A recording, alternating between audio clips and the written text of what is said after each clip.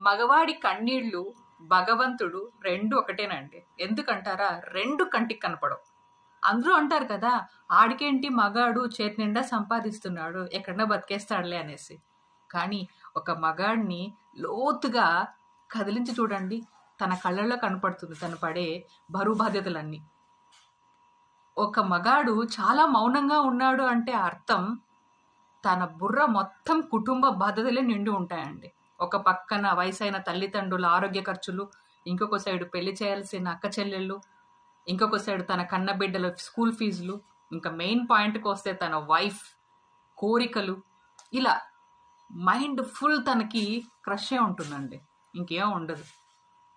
కాబట్టి మామూలుగా అంటుంటారు అందరూ, రెస్పెక్ట్ విమెన్ అని. రెస్పెక్ట్ విమెనే కాదండి, మెన్కి కూడా చాలా అవసరం అండి.